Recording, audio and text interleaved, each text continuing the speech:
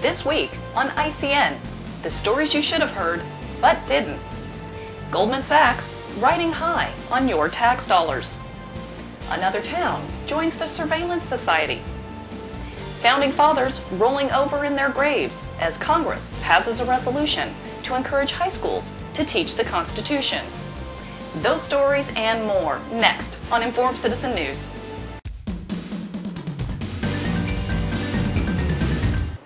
Hello and welcome to ICN, Informed Citizen News, September 20th, 2009. Congratulations to the American taxpayer this week, as Goldman Sachs stock hit a 52-week high, almost 400% up from its low last November. It is because of you, the taxpayer, who worked January through August just to cover the burden of government, that Washington was able to prop up Goldman Sachs so that they could reach this milestone. So congratulate yourself for the sacrifices you gave so that Goldman Sachs shareholders and employees could reap the rewards. Without you, their 52-week high couldn't have happened. Bank of America and Citigroup customers defaulted on their credit card debts in August at the highest rates since the onset of the recession, a sign that the bank's consumer lending woes are far from over. The trend was echoed among most other major credit card issuers, dashing optimism sparked when many banks and specialty finance companies reported lower default rates for July. Considering the trend of unemployment and the increase in delinquencies, analysts have estimated credit card losses will keep rising in coming months.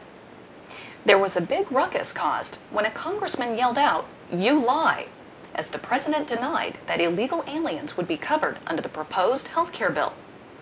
Then President Obama spoke in front of the Hispanic Congressional Caucus last week and said that his health care plan won't cover illegal immigrants, but argued that's all the more reason to legalize them and ensure they eventually do get coverage.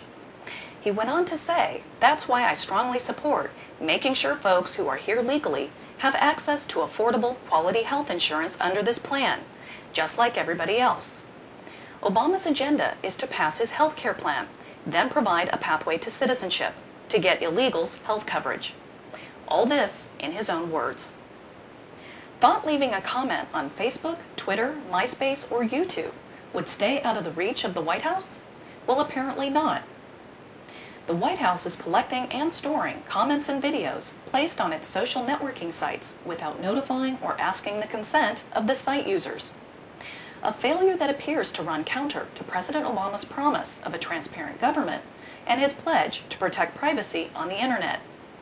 If you make a comment or post a video on a White House-related social networking site, then they consider it a presidential record and will be kept on file by the White House. In July, ICN reported that Tiburon, California is using cameras to record every license plate entering and leaving their town. Now you can add another town to the Surveillance Society. In Medina, Washington, a new sign bears this warning: you are entering a 24-hour video surveillance area. Cameras have recently been installed at intersections to monitor every vehicle coming into the city. They'll have the same vehicle license plate recognition software used in Tiburon, California. Medina City Council member Lucius Biglow said, "Crime prevention outweighs concern over privacy." The city claims that video is only stored for 60 days, then deleted.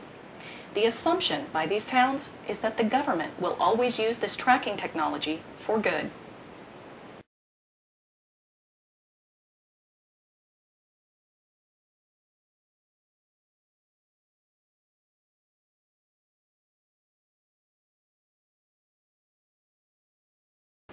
In a reflection of the times in which we live, this week, Representative Alan Grayson, along with Ron Paul, led the passage of a resolution in Congress stating, all high school seniors across the country should spend at least 1 week learning about the United States Constitution in September of their senior year.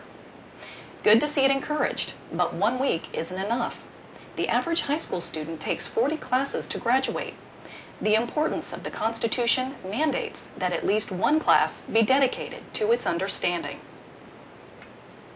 This week, Peter Schiff formally announced that he is running for Senate in Connecticut.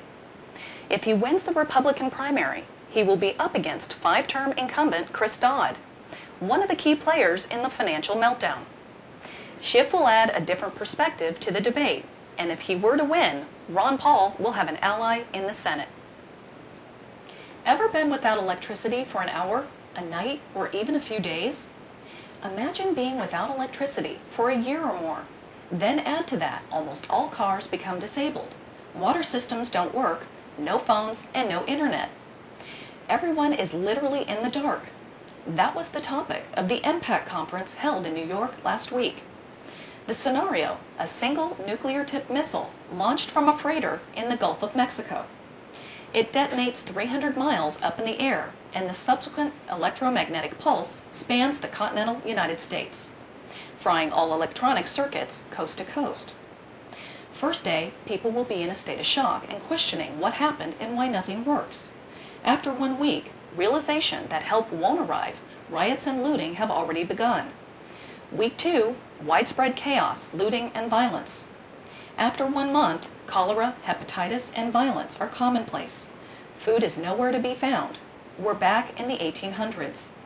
Within 6 months, millions of people have died. Still no electricity and no communication.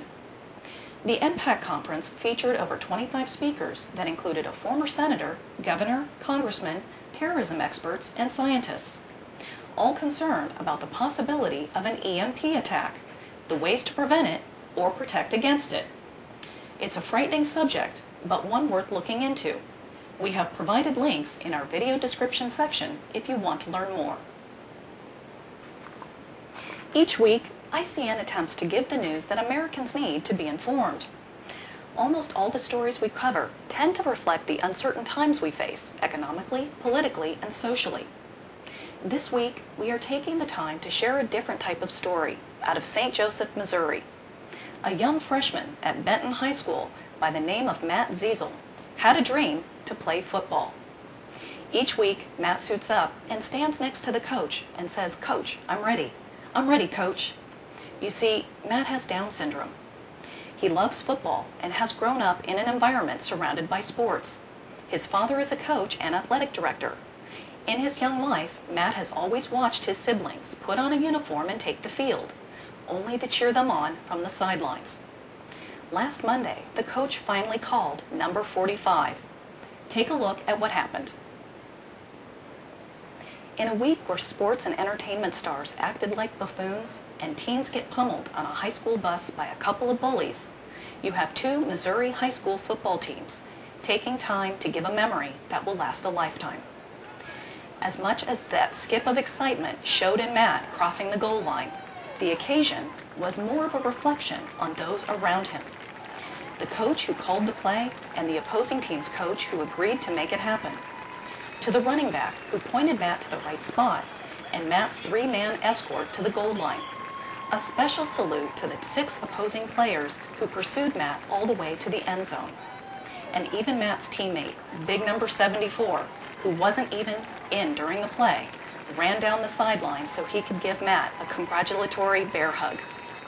We just wanted to take a few moments and share a character-building exercise that took place on a small high school football field in St. Joseph, Missouri last Monday. Thanks for joining ICN. Keep spreading the word about us as Americans need to get the real news. We'll see you next week.